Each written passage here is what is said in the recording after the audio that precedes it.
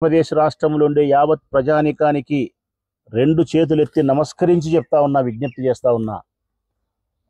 సామాన్యమైన ప్రజల యొక్క ప్రాణాలకు ఈ ప్రభుత్వము ప్రాధాన్యతనివ్వదు. చంద్రబాబు నాయుడు యొక్క ప్రభుత్వము భక్తుల యొక్క మనోభిప్రాయాలకు విలువ లేదు. ఆ భక్తుల యొక్క మనోభిప్రాయాలకు విలువే ఉంటే లడ్డు ప్రసాదానికి సంబంధించి ఇంత నీచమైనటువంటి నింద వెయ్యడు. సామాన్య ప్రజల యొక్క ప్రాణాలకు విలువ ప్రాధాన్యత ఇచ్చిన మనిషి అయితే నిన్నంత ఘోరంగా నిర్లక్ష్యం వల్ల అంతమందిని చంపే ప్రయత్నం చేయడు ఆయన.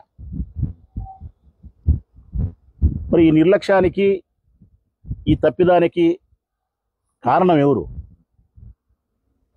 ఎవరు? ఎంత అన్యాయంగా TV5 మాట్లాడుతుంది, ఎంత అన్యాయంగా ఆంధ్రజ్యోతి పత్రిక రాస్తుంది. నిజంగా చాలా బాధ కలిగే అంశం ఏంటంటే కదా, భక్తుల యొక్క ఉత్సాహము, వారి ఆతృత, వారి ఆశ వల్లే వాళ్ళు మరణించినారంట. అంటే వైకుంఠ ద్వారం గుండా ఆ దేవదేవుని దర్శించుకోవాలనే ఆతృత, ఆశ వల్లనే వాళ్ళు మరణించారని ఆంధ్రజ్యోతి పత్రిక రాస్తే ఇంతకంటే నీచం ఏమన్నా ఉందా? మరణించింది అట్లా కాదు. టీటీడీ పాలక వర్గం ప్రధానమైనటువంటి దోషిగా నిలబడుతుంది. టీటీడీ చైర్మన్ ప్రధానమైనటువంటి దోషిగా నిలబడతాడు. టీటీడీ ఈఓ శ్యామలరావు గారు ప్రధానమైన దోషిగా నిలబడతాడు.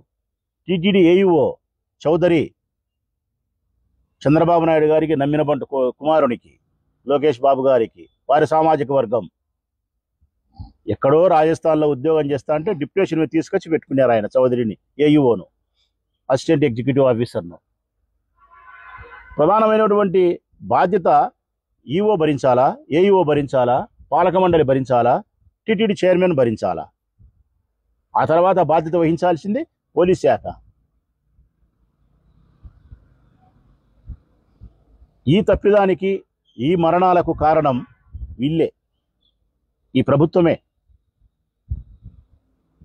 నేనైతే ఇది ప్రమాదశాత్తు సంభవించినటువంటి మరణాలని కూడా అనలేను. ఈ ప్రభుత్వం చంపిన హత్యలు అంటా నేను.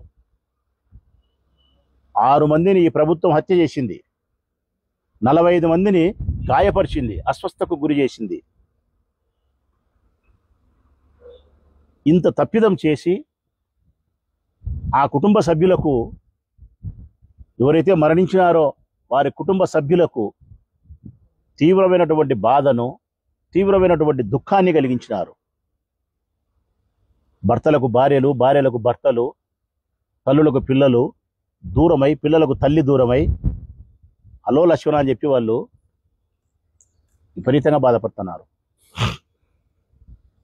దీనికి నైస్గా మీరు చేసేది ఏంటంటే 25 లక్షల రూపాయలు డబ్బులు ఇచ్చి 2 లక్షల రూపాయలు దెబ్బలు తగిన వాళ్ళకని చెప్పి డబ్బిచ్చి చేతులు కడుక్కుంటారా? ఇది నేను అడుగుతా ఉన్న సమాజాన్ని. ప్రతిసారి ఇది అలవాటైపోయింది చంద్రబాబు నాయుడు ప్రభుత్వానికి. గోదావరి పుష్కరాల్లో 29 మందిని చంపడం, ఆడ అంతే. అంతా ఒకేసారి వస్తే ఆ షూట్ చేసేదానికి బాగుంటుందని గోదావరి పుష్కరాల్లో ఆ రోజు అట్నే చేసినారు. నిన్న గేటు ఒకటేసారి ఓపెన్ చేసి అట్నే చేసినారు. కందుకూరులో చిన్న సందులో పెట్టి జనం బాగా కనపడాలని 6 మందిని చంపినారు ఎలక్షన్లప్పుడు. కందుకూరు సంఘటన అయిపోయిన తర్వాత మళ్ళీ 2 చంపినారు. ఇది చంద్రబాబు నాయుడు పార్టీకి, ప్రభుత్వానికి పరిపాటైపోయింది. తన రాజకీయ ప్రయోజనాల కోసం, తన షో బిల్డప్ చేసుకునే దానికోసం మనుషులు చంపడం అన్నది, చంపిన తర్వాత ఎక్స్గ్రేషియా పేరుతో కొంత డబ్బులు ఇచ్చి శనిగలు తిని చేతులు కడుక్కున్నట్టు కడుక్కోవడం అలవాటైపోయింది. ఇది సమాజం పూర్తిగా వ్యతిరేకించాల్సిన అంశం. మనుషుల ప్రాణాలకు డబ్బులతో విలువ కట్టడం, ఒకరోజు పరామర్శించడం. 8వ తారీఖు మరణించినారు, 9వ తారీఖు పరామర్శిస్తారు, 10వ తారీఖు డబ్బులు ఎక్స్గ్రేషియా ముడుతుంది, 11వ తారీఖు ఓం నమ శివాయ మర్చిపోతారు. అంతేనా? మరణించిన ఆ కుటుంబ సభ్యులను కలిసి మనం అడుగుదాం. 11కు అందరూ మర్చిపోతారంటే వాళ్ళు ఒప్పుకుంటారేమో. పోయిన ప్రాణాలను ఈ ప్రభుత్వం తిరిగి తెస్తాదా? డబ్బులతో సరిపెట్టగలుగుతావా నీవు? మరి ఏంటి సమాధానం? పరిష్కారం ఏంది? ప్రజాప్రతినిధిగా, మాజీ శాసనసభ సభ్యునిగా, ప్రజాక్షేత్రంలో ప్రజలతో కలిసి జీవించే మనిషిగా చెప్తా ఉన్నా నేను. ఇది కాదు సమాధానం.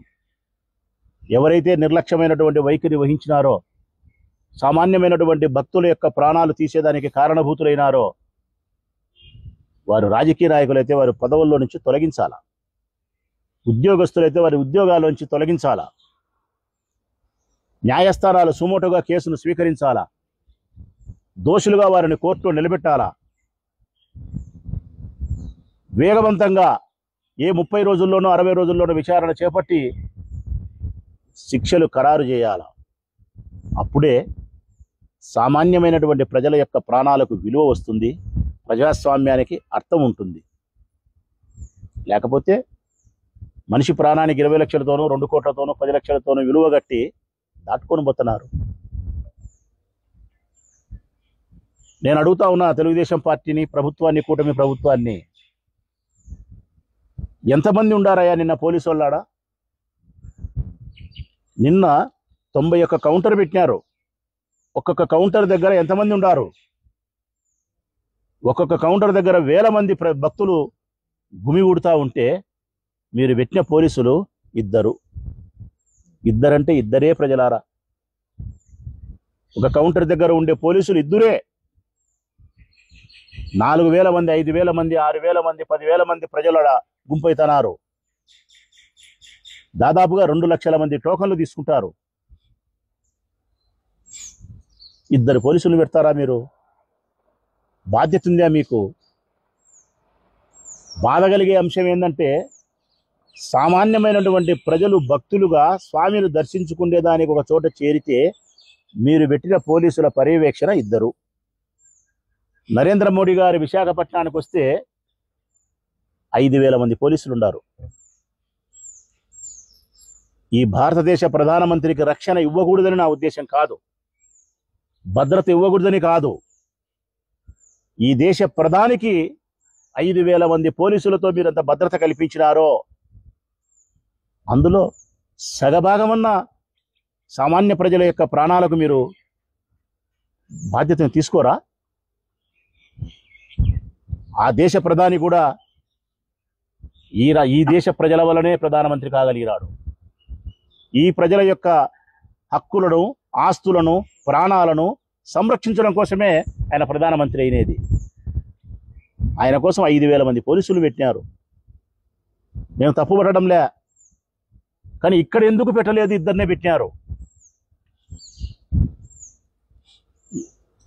6వ తారీఖు నుంచి కుప్పములో ఈయన పర్యటన అయిపోయేంత వరకు, ముఖ్యమంత్రి గారి పర్యటన అయిపోయేంత వరకు 6, 7, 8, 3 రోజులు 2,000 మంది పోలీసులు ఉన్నారు. ప్రజలారా, నరేంద్ర మోడీ గారి పర్యటనకు 5,000 మంది ఉంటే చంద్రబాబు నాయుడు గారి కుప్పం పర్యటనకు 2,000 మంది పోలీసులు ఉన్నారు. ఇక్కడ మాత్రం 2 ఉన్నారు ప్రజల కోసం. అయితే